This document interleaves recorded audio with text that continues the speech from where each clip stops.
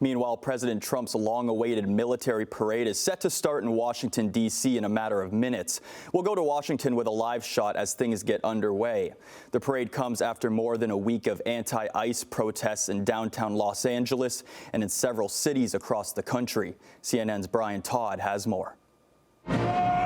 President Trump's vision for a grand military parade, in the making for nearly a decade, is finally coming to fruition. It's going to be an amazing day. We have tanks, we have planes, we have all sorts of things. Dozens of Abrams tanks, Bradley and Stryker fighting vehicles, and howitzers will be rolling down Constitution Avenue in Washington.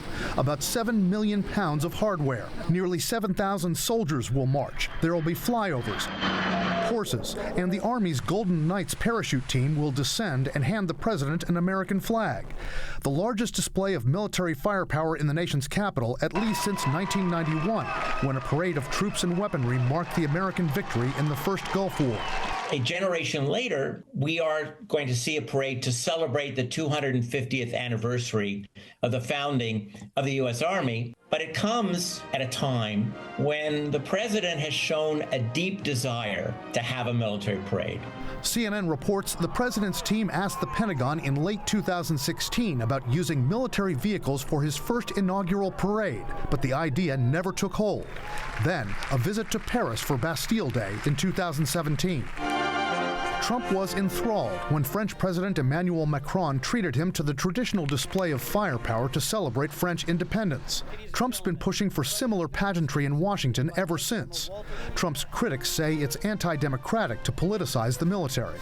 He's ordering our American heroes, the United States military, and forcing them to put on a vulgar display to celebrate his birthday, just as other failed dictators have done in the past. The White House pushing back. One official telling CNN, quote, "No one ever calls Macron a dictator for celebrating Bastille Day." But there's another layer of tension surrounding this event.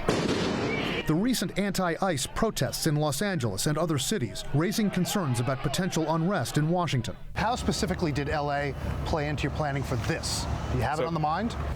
We're monitoring what's happening there. But to say that because of LA we had to change something, that's not the case, because we planned for that anyway. The Coast Guard and Secret Service showed us the massive security footprint for the parade. There'll be double bike rack here. Yeah. And they'll be on the other side, so about 8 feet of double bike rack. 18 miles of fencing, concrete barricades, hundreds of law enforcement officers.